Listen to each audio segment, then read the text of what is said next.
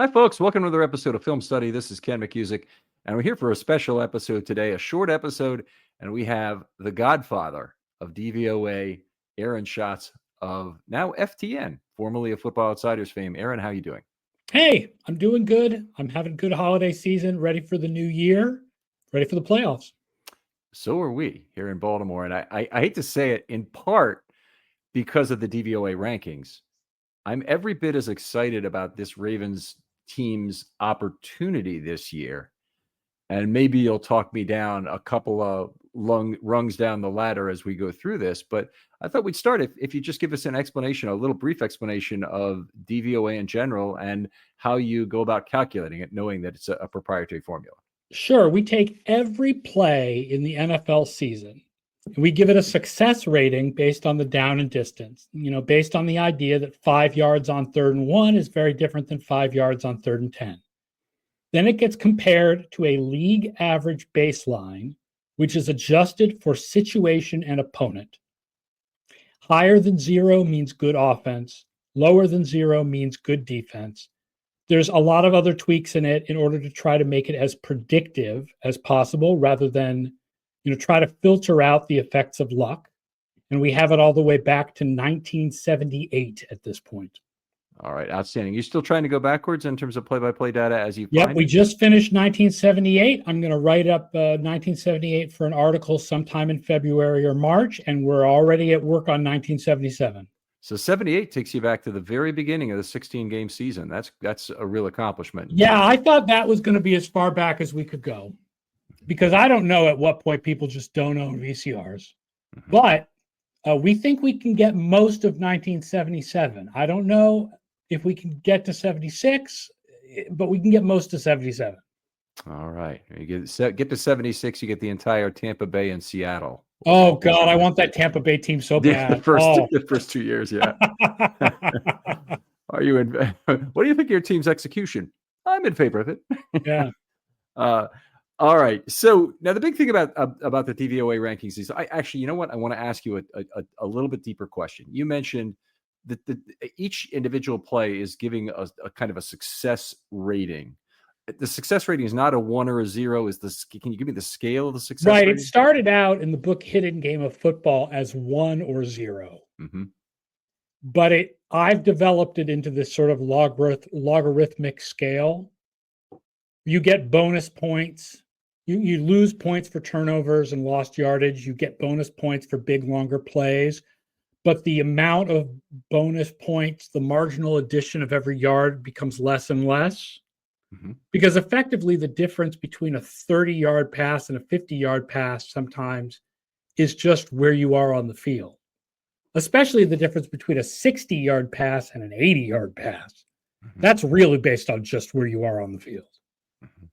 Yeah, where you are on the field initially. Yeah, at a certain point you run into the end zone. Yeah. And then it's over. That is one of the strange things to try and have to explain to people is why when you're at the 1 yard line, the average gain is typically negative. You probably run into that or pretty close to it if it's not. Right. Because you get a lot of zeros and 1, but anything that's a sack, right? The only positive gains you can have from the 1 are 1. Mm-hmm. But anything that's a sack or the ball going way over Bijan Robinson's head is going to be, can be up to -20 or whatever. Right. All right. So great stuff. So you've got a score there that you're not going to give me the scale of, but it's somehow logarithmic. But you're then establishing that. And let's say you had just 1 yard runs from the 1 yard line. A lot of them would be 1s, and then you have various lengths of failure, and your average might be a 0.07 or something, let's say. Yeah, the thing is that for going into the end zone, you get an extra 1.5 success points. So you get that you've converted for a first down, but you also get the extra points for a touchdown. So you get 2.5 or whatever success points. So even if you average in all the zeros and the lost yardage, the average number of success points is 1.5. Okay. Going from the 1 yard line because it's a successful play a lot of the time. You convert a lot of the time on those. So the success score for that play would be something like 1.67 to reflect 2.5 over 1.5.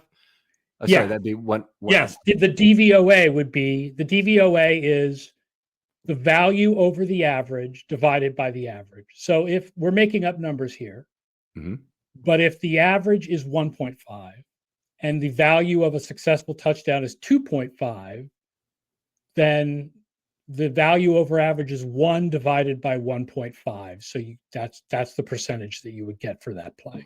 But it's really meant to look at a bunch of plays added together rather than single plays. Okay, let me stop you for a second, because my mind is losing focus when I hear this. It's 2.5 over 1.5, right? So it'd be 1. No, because it's value over average divided by average. Okay. So the average is 1.5, so it's 1 over 1.5. Okay, right. Yeah. Very good. Okay, now that was me not listening correctly. All right, so then you've got your N factor model gives you these values per play, and then it's the average of all those plays, but those plays are somehow weighted. What I do is I add together all of the value over average, and I divide it by the sum of all the baselines. The sum of all the baselines. The sum of what the value over average is for each play, divided by the sum of the baselines for all the plays. Okay, so there'd be a play like the 1 yard play we're talking about, which would give you. Let's say you had another play where the average, you got one success point and the average is 0.5. And so the first play you had 1 value over average with 1.5 baseline, and the second play you had half a point over average with a 1 baseline. So you add them together, and that's 1.5 divided by 2.5, and then that gives you the DVOA for those 2 plays. Okay, fair enough. But what you're really doing it over is, well, I mean, if you do the whole season, is like 1,200 plays. So at what point does your weighting come in for like the play is not important because it's in the fourth quarter and the team's trying to run the game out? Yeah, it's lower weight if it's lower weight if for some plays it's if I think it's the last 5 minutes if it's a 2 touchdown gap, and then other than that if it's a 3 touchdown gap. It's surprising how important, like, plays late in blowouts are more meaningful than you think they are. Okay. All right. But those, before you add both the sum of the denominator and the sum of your things, you multiply it by 0.8 or 0.6 or 0.4. Yeah, it's been adjusted. Like the value has been adjusted, and then it gets divided by the baseline. Yeah. All right. Well, I love the fact that you've gone into this depth, because I feel like I've gotten more than I've ever heard on. Little mathy, but you know. Yeah. No, that's my thing. So as I tell people, I do the math, so you don't have to. All right. So let's look at the 23 Ravens, of course, a historic DVOA season. Why don't you tell the story and then talk about where they are in 24? So last year, the Ravens were, I think, top 5 in all 3 phases of the game, if I remember correctly. And they ended up as the 5th best regular season ever measured. And by the way, I'll also mention that the 2019 Ravens are, I believe, the 12th best regular season ever measured. So it was frustrating when we get into the playoffs and they win their first game, that's fine. And then they go to Kansas City, which was only 6th on the year, and they lose by only a touchdown. Played them home against Kansas City. Oh, sorry, that was at worse. Yes. You're right. But, you know, that was frustrating because here we had, last year was a historic year where you had 2 teams that were in my all-time top 12, the 49ers and the Ravens, and neither of them won the Super Bowl. But it does, you know, show you some of the randomness that's part of football. And there are a lot of reasons why a team with a better DVOA doesn't win a playoff game. Sometimes it's injuries. We'll talk about that when we see what happens with Detroit. Sometimes it's seeding and home field advantage, right? Sometimes the team with the higher DVOA had bad luck and ended up with a lower seed. So the fact that they lose on the road is not a shock. And sometimes it's just random variation. It's who game planned better that day, who made the play? Did Zay Flowers fumble on the goal line? Like, it's just the random luck of the game. You know? Okay. Well, fair enough. Now, the 23 Ravens, one of the really difficult things for Ravens fans was the fact that not only did they lose a grade A opportunity at home to go to the Super Bowl, they also had a bunch of free agents that were pending to go, and a lot of them left, including some darn good players. We thought we were losing. It didn't turn out to actually be as serious for the Ravens. They kept most of their good players. Patrick Queen went to the Steelers, though. Hasn't had a great year.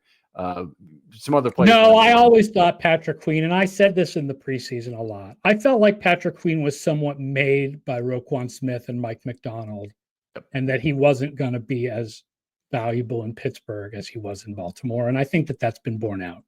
Yeah, absolutely. I look at stop to miss tackle as kind of a strikeout to walk ratio, but for inside linebackers, and his is not very good. So that's a problem. But then, okay, then we're not expecting much. And this is something I also want to get into in how often, how easy is it to kind of repeat as a top DVOA team? I mean, I think if Ravens fans were not expecting much, they were wrong. I picked the Ravens to win the Super Bowl. To go to the Super Bowl. I picked San Francisco to win the Super Bowl. I picked the Ravens to represent the AFC in the Super Bowl. Like, we knew going into this season they were going to be really good because they were so good last year that even if you have regression and you lose a couple of players, you have to expect that they're going to be really good again. And I think Ravens fans hopefully did go into this season expecting that they were one of the top Super Bowl contenders. They should have been. Okay, well, fair enough. I as a professional worrywart, I had my expectations set a little lower. I thought it was a good roster. It's a team that should make the playoffs, but not necessarily a Super Bowl contender. And with the big changes in offensive line, we're very scary here. But anyway, as this is borne out, the Ravens you just announced this week are where on your all-time rankings? Number 6. So right behind after number 5. Last year's Ravens. And we haven't been tracking this all year. It's only in the last couple of weeks that they have ascended to this level. I mean, beating one of the best defenses in the league with a bad offense, but whatever, 31-2 is quite an accomplishment. And the Ravens have 2 of the top 5 individual games of the year by DVOA, and they've been phenomenal, but they've been especially good the last couple weeks. And so they are now, obviously we don't know what will happen in the last game. You have to really clobber the Browns because the opponent adjustments for playing the Browns are pretty strong because the Browns are terrible this year. But right now they're the number 6 team in the regular season in the history of the stat. Yeah. So, but yes, they would need to clobber the Browns. Is it an additive thing in terms of the DVOA do they have to be concerned about the average that they have to? It's more like we add all the plays on. If they beat the Browns by like 14 or whatever, or 21 at least or something, that should be good enough to keep their rating about the same. Okay. All right. And obviously not concerned about ratings much as they are about making sure they get that home playoff game. No, I wouldn't be surprised if we get to the second half of that game and they're sitting guys because the Browns quarterback situation is such a mess. Yeah, probably a good chance. Now, the question I asked you, and I don't know if you came up with anything in the intervening time, is how difficult is it to repeat at the top in DVOA? There has not been a team to do this since the salary cap. Wow. There hasn't been a team that's been this good for 2 straight years. Like teams that are in the top 30 or 40 for 2 straight years, you're talking about like the 84 to 86 Bears and the early 90s Cowboys and 49ers. And the salary cap came in what year? Like 94, I think. Okay. And that's it. Even the Patriots never had 2 straight. They had 2003 and 2004, but 2003 is lessened by that week 1 game where they got clobbered by Buffalo 31-0. So the Patriots never had 2 straight years where they're among the top 20 DVOA teams of all time. Like this has not really happened since the salary cap era that a team has been this good at the regular season for 2 straight years. Okay. And in terms of just repeating as number one, how frequent is that? Whether that's also rare since the salary cap era. I don't remember when's the last time that a team Seattle repeated as number one. I 15, believe 2013. At one point in an older version of DVOA, Seattle was number one for 4 straight years, from 2012 to 2015. And when I did this latest version of it to try to make it more predictive, the 2012 and 2015 Seahawks dropped out of the top spot, but they were still a number one in 2013 and 2014, the 2 years they went to the Super Bowl. Okay, so this new version involves some different weighting or different measures of success. Yeah, like aborted plays are now their own category instead of being considered runs or passes. And turnovers are less important. There's less weight on turnovers. And I changed the way that I weighted blowouts to make blowouts a little less important, and a few other things. Okay. All right. Very cool. Now, the big reason for the Ravens' recent surge to the same levels of the 23 Ravens has been the defense these last few weeks. And it's been very exciting, the changes here. Can you tell us anything about how DVOA looks at the week 11 through 16 or 17 Ravens? Yeah, so the offense has been among the best offenses in DVOA history the whole year. The whole year, every week, I'm like, here are the best offenses through 5 games, and here are the best offenses through 6 games and 7 games. All the Ravens are always on. The defense was I had the defense higher than other metrics in the first part of the year. I had them as like 13th or 14th because the run defense was really good.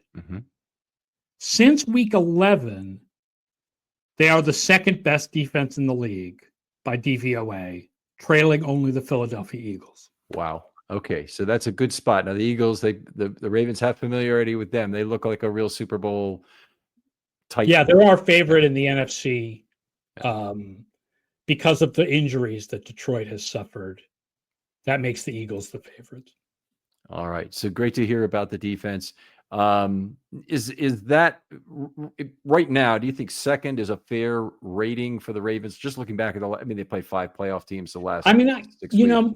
I know that there was a specific schematic change, but I do tend to look more long-term when I look at how good a unit is and want to look over more than just 7 games. So if you ask me to rank the defenses in the league, I'd probably make the Ravens more like 4 or 5 because I'm trying to look a little bit more long-term at how good they've been. But I mean, if you look at them for the whole season and you don't weight recent games anymore, they're 6th. That's how good they've been the last 7 weeks. So the bound would be something like 2 and 6, a reasonable bound of where they are. Yeah. So you do have a weighted DVOA, I know, for overall. You probably have a weighted DVOA for defense too that would say, hey, they're 3rd or 4th kind of thing. And they are in the weighted, they are 4th. Okay.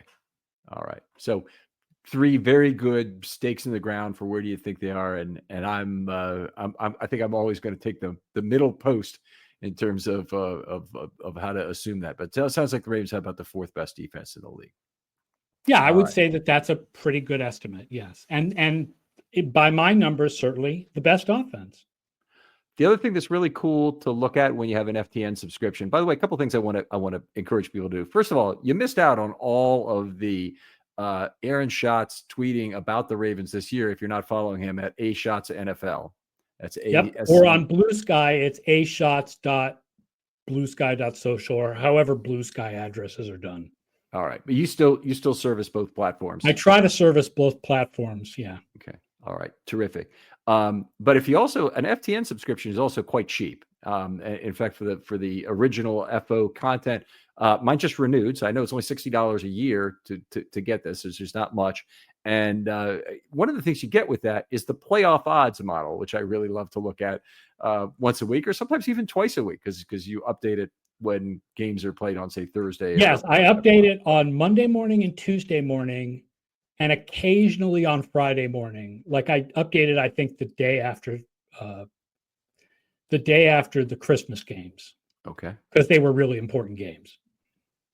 All right. So now there are 5 teams with at least projected with at least a 10% chance to win the Super Bowl right now. And the Ravens are sitting there at 3rd. And a week ago, maybe it might have been after the Wednesday game, they were at number 1, I believe. So since then, Yes, the and Chiefs have passed then them. to be honest, it was better for them. Kansas City is at number 1 now because of the likelihood that Buffalo and Baltimore will have to play each other. Yep. There is what I call this year the Big 7. There are 7 teams that by DVOA and by win-loss record stand out as the best teams in the league. And that's Kansas City, Buffalo, Baltimore in one conference. And then Philadelphia and the 3 NFC North teams, Detroit, Minnesota, and Green Bay in the other conference. And the odds that a team other than those 7 will win the Super Bowl are very low, like 10%. Mm-hmm. Okay. That's the odds for every other team in the playoffs. That it's not that they would each have a 10% odds. Like the odds that any other team would win are like 10%. So they average about 1.4% each. Those 7 teams are those are your Super Bowl contenders right there.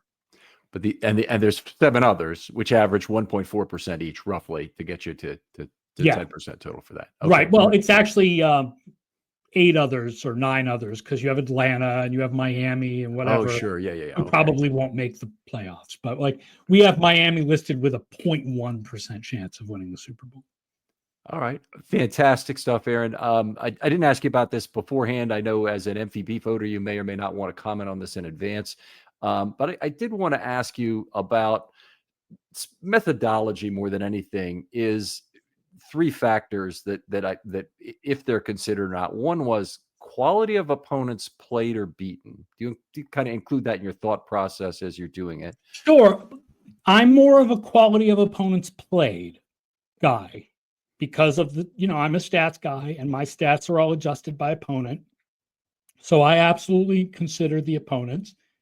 And this is important because Saquon Barkley has played a very easy schedule of opposing defenses. So if you want to have the argument for Saquon Barkley, you have to include the fact that he's played a much easier schedule than any of the quarterbacks that are being discussed for this award. Okay. The second, which seems to come up a lot, is the quality of the supporting cast, which I don't often hear used as anything but the 5th tiebreaker. I think you have to consider that a little bit. Absolutely. I think there's no question that of the top 3 quarterbacks this year, if you think of the top 3 quarterbacks as Burrow, Allen, and Jackson, that Burrow has the best receivers because he has both Chase and Higgins. Okay. All right. Fair enough. And then the last thing is something that I think a lot of voters are into. I know you were the lone dissenter last year on Lamar Jackson. I really appreciate you being open about why you did it. Kind of thing. I think that's been much to your credit on that. But one thing I ask is the ability to drive the run game through his own gravity. How do you factor in something like that? You try to mentally factor it in. Here's the thing about that. Josh Allen has it too. Right? So that's the thing about it. Absolutely is true that Jackson opens things up for the rest of the run game through his gravity, but so does Josh Allen. Joe Burrow does not. Joe Burrow does not. But Josh Allen and Lamar Jackson both do that. Now, what I will say is that last year, a lot of my argument was that Allen was the better player, that Jackson was on the better team, right? But that Allen was the better player. If you look at this year's argument, that argument is reversed. Let's not to look at DVOA for now, but to look at wins and losses, right?